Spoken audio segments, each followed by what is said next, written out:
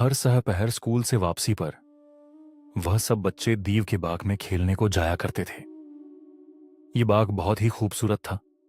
नरम व मुलायम घास के फर्श से आरास्ता, जा बजा खुशनुमा फूल खिले हुए यूं महसूस होते थे जैसे तारे जमीन पर उतर आए हों। यही नहीं, वहां 12 आड़ू के दरख्त भी थे जो बहार के आते ही नाजुक नाजुक गुलाबी और आभी रंगों के फूलों से भर जाते और खरिजा के आने तक मजेदार फलों में तब्दील हो जाते। परिंदे इन दरख्तों पर आकर बैठते और इतने मशहूर कुन गीत गाते कि बच्चे अपना खेल रोक देते और उन्हें सुनने में महाव हो जाते। वह एक दूसरे से कहते, हम कितने खुश हैं यहां। एक दिन क्या हुआ, दीव वापस आ गया। वह दरअसल अपने दोस्त कॉर्निश ओगर से मिलने गया हुआ था। वह चूंकि बहुत ही मुख्तसर गुफ्तगू किया करता था, इसलिए उसे अपनी बात मुकम्मल करने में 7 साल लगे। जब 7 साल मुकम्मल हो गए और उसने जो कहना था कह चुका, तो अपने किले में वापस आने का इरादा किया। जब वापस आया तो उसने देखा कि बच्चे बाग में खेल रहे हैं। तुम सब यहां क्या कर रहे हो? उसने गर्राते हुए इतनी जोर से कहा कि बच्चे डर गए और वहां से भाग खड़े हुए। यह मेरा बाग है और मैं अपने सिवा किसी को भी वहां खेलने की इजाजत नहीं दे सकता, दीव ने गुरूर से कहा। फिर उसने बाग के गर्द एक बहुत ऊंची दीवार तामीर की और उस पर एक नोटिस बोर्ड आवेजां कर दिया जिस पर लिखा था, बिला इजाजत बाग में आने वालों को सजा दी जाएगी। दीव की खुद गर्जी ने बच्चों को बहुत आरसदा कर दिया। अब उनके पास खेलने के लिए कोई जगह न रही। उन्होंने सड़क पर खेलने की कोशिश की, मगर वह धूल मिट्टी और पत्थरों से अटी हुई थी। उन्हें यहां खेलने में बिल्कुल मजा न आया। वह स्कूल से वापसी पर उस ऊंची दीवार से घिरे हुए बाई के आसपास मंडलाया करते और बाग के मुताल्लिक बातें किया करते। वह एक दूसरे से कहते, हम बाग में कितनी खुशी से खेलते थे। फिर बाहर आन पहुंची। दरख्तों में फूल खिलने लगे और तमाम इलाका नन्हे परिंदों से भर गया, लेकिन खुद गर्ज दीव के बाग में अभी तक मौसम सरमा बाकी था। वहां परिंदे गीत गाने नहीं आते थे क्योंकि बच्चे जो वहां नहीं थे, और दरख्तों में बौराना तो जैसे भूल ही गया। एक खूबसूरत फूल ने घास से सर उठाया, लेकिन जब नोटिस बोर्ड की तरफ देखा तो बच्चों के लिए बहुत उदास हो गया और दोबारा जमीन में दबक कर गहरी नींद सो गया। वहां सिर्फ 2 ही लोग खुश थे और वह थे बर्फ और कहर। बहार तो उस बाग का रास्ता ही भूल चुकी थी। वह दोनों खुशी से चिल्लाते, अब तो हम सारा साल यहीं रहेंगे। बर्फ ने अपने सफेद दबीज कोट से घास को ढांप दिया और कहरे ने तमाम दरख्तों को चांदी से रंग दिया। फिर उन्होंने कुर्रा शुमाली से आने वाली सर्द हवाओं को दावत दी कि वह भी उनके साथ आकर रहे। चुनांचे हवा का तूफान भी उनके साथ आकर रहने लगा। उसने भारी फर का कोट पहन रखा था और सारा दिन जोर जोर से बाग में दहाड़ता रहता, यहां तक कि उसने आतिशदान तक उलट पलट कर डाले। हाँ, ये तो बहुत अच्छी जगह है, वह खुश होकर बोला और ओलो को भी वहां आने की दावत दी और वह भी वहां आकर रहने लगे। वह हर रोज 3 घंटे तक किले की छत पर धमा चौकड़ी मचाते, यहां तक कि छत के कई कंगूरे टूट कर गिर गए। फिर वह बाग में निहायत तेजी से दायरों की सूरत घुमा करते। उन्होंने सुरमई लिबास पहना होता और उनकी सांस बर्फ की तरह सर्द और काटदार होती। खुद गर्ज दीव परेशान था। उसकी समझ में ना आता था कि इस बार बहार को आने में इतनी देर कैसे हो गई। वह अपने कमरे की बाग की जानिब खुलने वाली खिड़की से बाहर का नजारा कर रहा था तो सफेद दूध या बर्फ से ढका हुआ दिखाई दे रहा था। मुझे उम्मीद है मौसम जल्द ही तब्दील हो जाएगा, उसने खुद को यकीन दिलाया। लेकिन वहां बहार कभी ना आई और न ही मौसम है गर्मा। खिजा ने सारे बागों को लजीज फल तकसीम किए, लेकिन दीव के बाग को एक भी ना दिया। वह बोली, हना दीव, बहुत खुदगर्ज है। सो वहां मौसम सरमा ही रहा और शुमाल से आने वाली सर्द हवा और ओले, बर्फ, झालाबारी और कहरा दरख्तों पर इधर से उधर कूदते फांदते फेरा करते। एक सुबह दीव अपने बिस्तर में लेटा हुआ था कि अचानक उसने निहायत ही दिलफरेब और मशहूर कुन मौसीकी की आवाज सुनी। वह उसके कानों को बहुत भली मालूम हो रही थी। उसने सोचा शायद बादशाह के मौसीकार वहां से गुजर रहे हैं, लेकिन दरहकीकत वह बहुत ही नाजुक और खुश अल्हन बुलबुल नुमा परिंदा था जो उसकी खिड़की के बाहर गीत गा रहा था। दीव ने अरसे से अपने बाग में किसी परिंदे का गीत नहीं सुना था। उस वक्त यह मधुर आवाज उसे दुनिया की हर चीज से ज्यादा प्यारी लग रही थी। तभी ओलों ने बरसना छोड़ दिया और शुमाली सर्द हवा के झोंके भी ठहर गए। यकबियक बहुत खुशबू की लहर ने फजा को मुअत्तर कर दिया।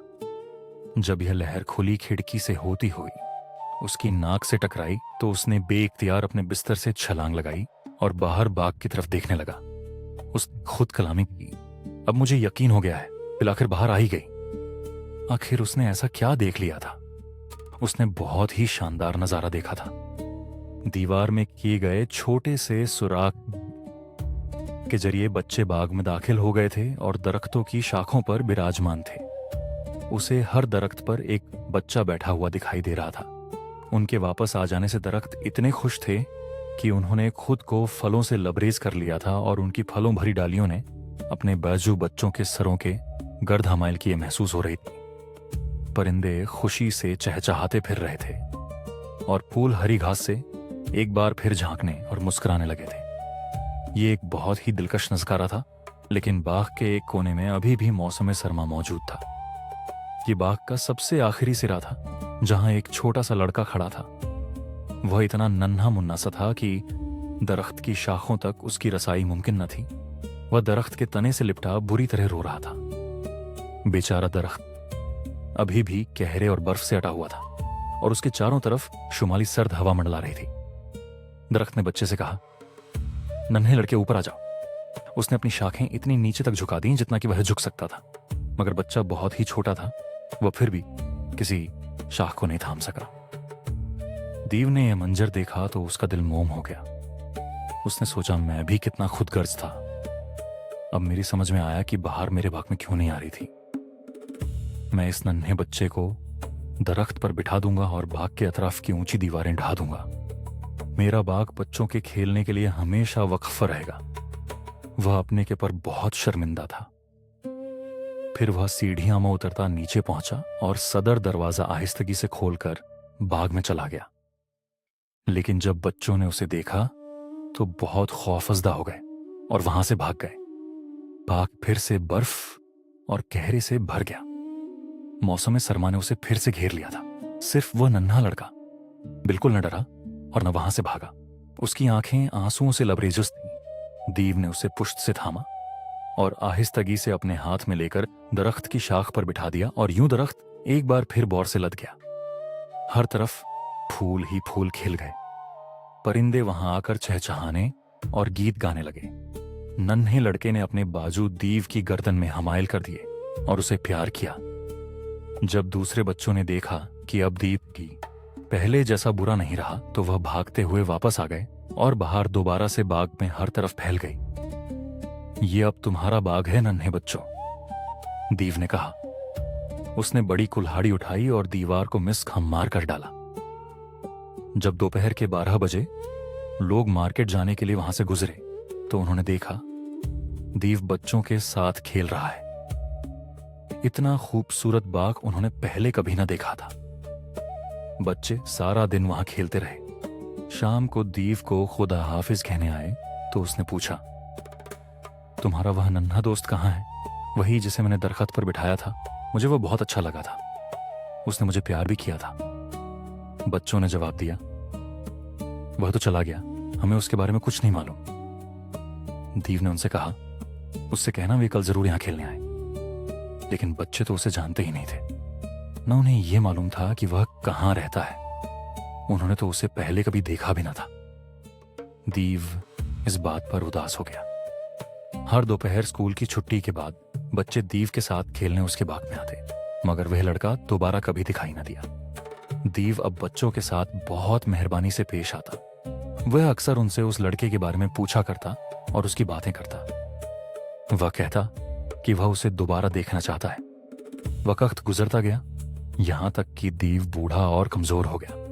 वह बच्चों के साथ खेल ना पाता, बस अपनी बड़ी सी व्हील चेयर पर बैठा उन्हें खेलते हुए देखा करता।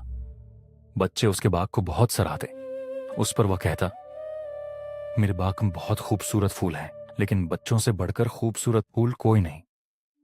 सर्दियों की एक सुबह वह अपने कमरे में कपड़े बदलते हुए खिड़की से बाहर का नजारा कर रहा था।